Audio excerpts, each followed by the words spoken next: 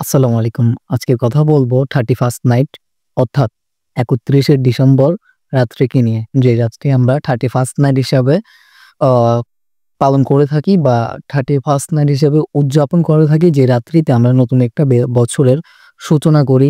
আমরা অনেকে মনে করি যে নতুন একটা বছরকে স্বাগতম জানাচ্ছি, নতুন একটা বছরকে আমরা স্বাগতম জানাচ্ছি এটা মনে করি।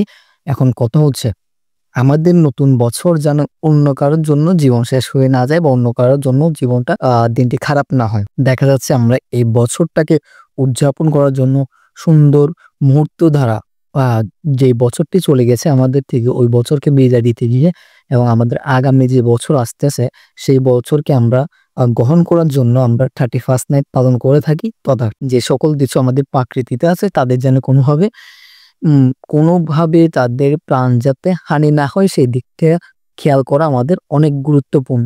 আপনি দেখতে পারেন যে আতশবাজি ফুটানোর পর আমাদের ডিসপ্লেতে একটি ভিডিও চালানো আছে। যে ভিডিওটা আপনি স্পষ্টভাবে দেখতেছেন যে কিভাবে আতশবাজির কারণে একটি কুকুর কিভাবে আপনার খুবই খুবই বাজেভাবে ক্ষতিগ্রস্ত হচ্ছে। শুধু তাই না, আতশবাজির কারণে বিগত আ বছরগুলোতে দেখা গেছে যে একটি আতশবাজির এত পরিমাণ প্রকট শব্দর কারণে যে আপনার বাসায় থাকা যে বাচ্চারা আছে, যারা কিনা ছোট, ছোট যে নবজাতক বাচ্চাগুলো যারা কিনা মাত্র দুনিয়ার আলো দেখছে বলে বলা যাচ্ছে, আ দুনিয়াতে মাত্র এসেছে, তাদের অনেক ধরনের ক্ষতি হয়েছে। এবং বিগত বছরগুলোতে আমরা দেখেছি বিভিন্ন নিউজের মাধ্যমে যারা কিনা অনেক কয়েকজন হয়তোবা যাদের এই সামান্য আতশবাজির শব্দের কারণে, বিকট শব্দের কারণে তারা মৃত্যুবরণ পর্যন্ত করেছে।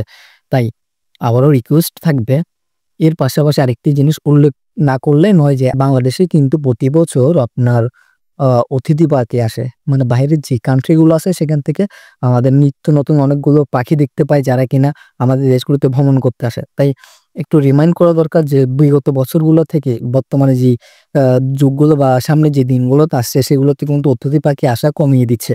তাই এই সবগুলোর কারণ হচ্ছে বা আপনার মনে করেন যে তারা প্রপারলি যে জিনিসটা ফেস করতেছে, দেখা যায় অতিরিক্ত শব্দ কম্পনের কারণে গাছে থাকা যে পাখিগুলো আছে মধ্যরাতে সেগুলো অতিরিক্ত শব্দ দেওয়ার কারণে তারা মৃত্যুবরণ করতেছে বা তারা মারা যাচ্ছে এক কথায় বলা গেলে। আর যে জিনিসটা ফানুসের কারণে অনেক সময় অনেকে ফানুস উড়ায় থাকে, যে ফানুসগুলোর কারণেও অনেক ধরনের অসুবিধা হয়ে থাকে।